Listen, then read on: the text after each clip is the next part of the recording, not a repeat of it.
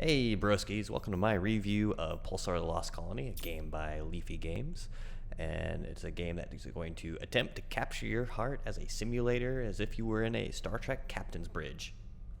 So I want to start off by saying that this is a single player / co-op experience where you get to choose a ship from the start. You get to give it a name and a lobby name so people can find your ship. Otherwise you can go and join someone else's. And right now they have 5 different ships you can choose from, all with different stats and unique traits. For this one we decided to go with the armored warship because why not? I want to go in and blow stuff up. I want to be really good at combat. And then you get to choose your role. I went with the captain because it's my boat, my rules, to have my friends join and fill in the other roles. So once you've selected your role, you'll be spawned on your bridge, and then you have the freedom to kind of have a look around by yourself if you want. Or while you are doing this, it's possible for players to join your game as long as you set it to public, and then they'll fill in the other roles that are available to choose from. So this gives you an opportunity to kind of explore your ship while you wait and have a look at your different options, UIs, all the facets of your ship. Right now we're looking at the emitter sensors and the computer systems. These will all come into play later on when you go into combat and you discover planets. And over here we have your jump drives, your core temperatures, and all the little doohickeys you need to turn various systems on or off, like your life support, your lights, and everything else. You also can fill up the roles with bots. The bots can then be prioritized for different responsibilities like putting out fires, manning turrets, or boarding other ships. Now, the bots themselves are not very useful. They tend to have very odd behaviors. For example, if a fire breaks down near your reactor and they're set to a fire suppression priority, they won't actually leave their station. You'll hear them pull out the fire extinguisher and you'll hear the audio of the fire extinguisher being used, and you'll actually see the fire get put out. You'll also see it get repaired, but that bot will remain where he was, and he'll also continue to handle the other things he has to manage. For example, the coolant. So to be perfectly honest, the only thing you're going to be using the bots for mainly is to man your turrets, as they are very good at it. They aimbot. So some of you might be asking yourself right now if this is even worth getting if you can't utilize the bots. Probably not. If you're going to try to get this game for a single player only experience and you don't have any friends that can join you, this is definitely not a game to get. You really have to experience this with friends or get online and do a pickup group that you can just join. Because the true star of this show is all the role play that can be done during this game. And so without further ado, I'll give you a little example of what that can be like. Alright, we're online. Alright, before we start, Fly into the station, sir. Got it. Negative! That's a negative! Jesse. That is a abandoned ship order. Okay, flying backwards into the station, sir. No! You sure, sir? Positive. Whoa. What do you want, Max? Okay, so besides shooting things, what else does weapon guy have to do? Shoot things. Shoot things. That's it? Okay, Literally, cool. you're the weapons officer. I was making sure there wasn't You're anything else supposed to I was distribute responsible all for. weapons. Sweet.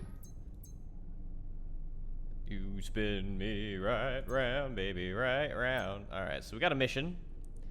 The reward is 10,000 credits. Whoopie-doo. Oh. No. Uh-oh is, belay that uh-oh. Delay that uh-oh. I don't know if I can delay your uh-ohs. Belay, not delay. No, your nautical terms, sir. So our mission is over there. Alright. Coordinates have been set, pilot. Take us to discover the outlaws. We shall go and destroy Spin me them. right round, baby, right round like a what? Yeah. Orders When we have go been given. downtown. No, wrong orders. Flying through the flotsam. Got it. Prepare for arrival. Skipping ahead. Whoa! Pull back! Pull back! Pull up! Put her in Sir, reverse. there's no such thing as up. Well, back us out. We got a security bureau. Battle stations. We literally cannot leave this cavern. Can I Okay, I'm turning around, turning us around, turning us about. I need orders. Get us out of here is your orders. Oh, we're getting shot. Right through the... What's going on? We're getting shot through the rock. Trying to get us out of here.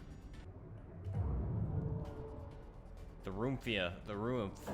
We're under attack. Uh-oh. Room... By two things. Get rid of the drone. Target the drone. Going on up there, Captain. We're in combat. Battle Combat? stations. Battle stations. Powering the shields. So it became very clear to me that the content of the game very much relied on having a crew of people, preferably on mics, to experience everything that the game has to offer. And that if you're doing this by yourself, it becomes more of a task and very tedious.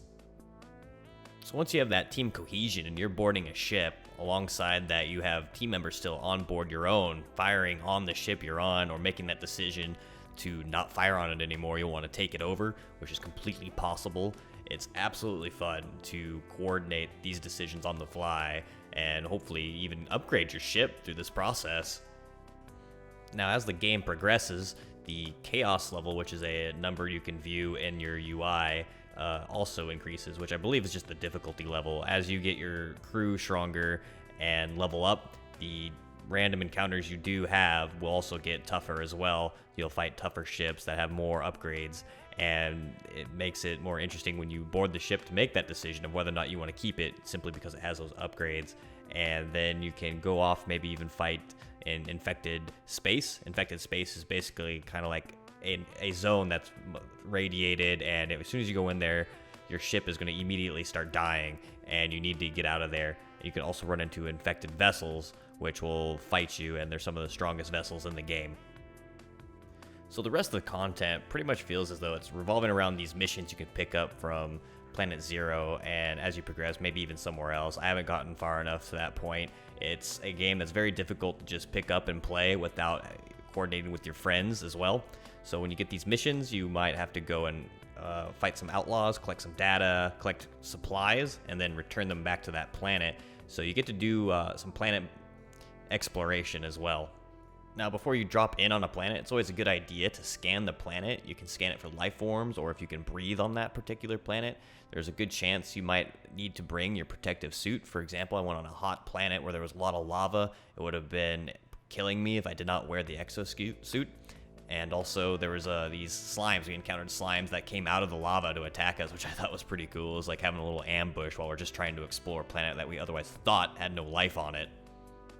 Now, other than space combat, which is actually quite fun to get involved in and get in these big fights while you're issuing orders as a captain, or you're in the gunner seat trying to blast away your enemies, and the scientist who's using programs to either counter viruses or attack the other ship with viruses to debuff them, or even the boarding party.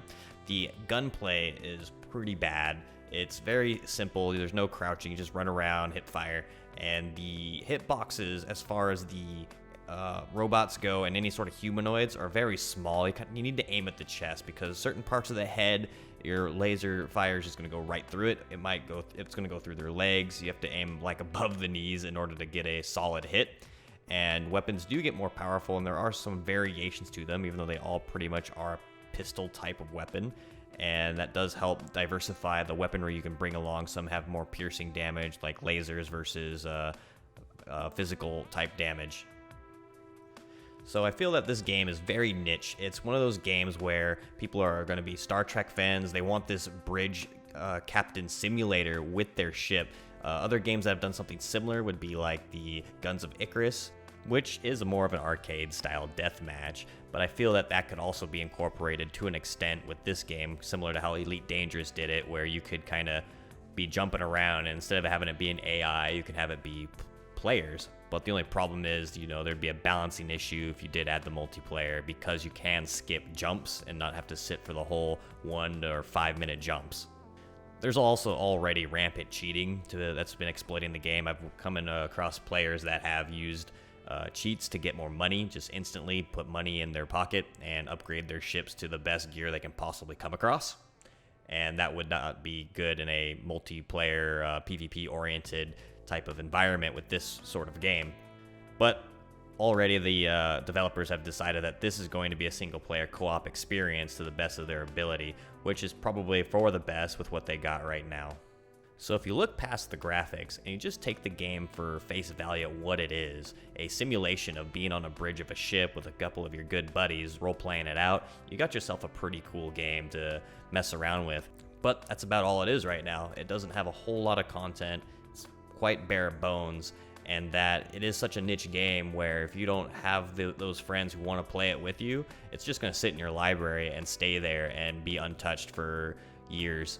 At least until they get more content involved in this game. So for me, this game's a 6 out of 10. I feel this one's a bit half-baked. It's been released a little too early for Steam at $25. This is more like a $10 alpha, give us a hand type of game to me. And that's because the single player just isn't there. You really need to have some friends to play with, or you have to tolerate dealing with the people online and join their ships and hope no one's just going to be a troll. Because it's very easy to troll. You can attack your individual ship compartments as friendly fire, and the content really isn't there right now. There's not a lot of diversity in what's out there. You're just going out, you're traveling node to node, and you're getting in dogfights with your ship with other ships and drones, and the gunplay is weak. The gunplay is very weak. You can't hit the hitboxes properly, and their sharpshooters, they tend to always hit you unless you do a lot of fast running and sprinting around. The pros, the best part of this game, is that roleplay aspect, sitting in that bridge. It's a very niche game. Not many games do the captain bridge very well. This one does it perfectly for now. It's very in-depth with the roleplay aspects. You got the coolant, you got your ship overheating, you have to control the power to systems, and as the captain, you have to make decisions of whether or not you're going to board the other vessels or go down and explore a planet.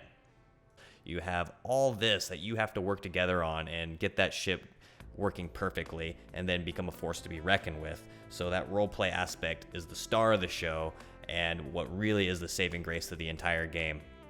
So I hope my review helped you with your decision of whether or not to purchase this game and get involved in its early access. And if it was, please hook me up with a like. You can even subscribe. I hope to do more. And have a good one, broskies.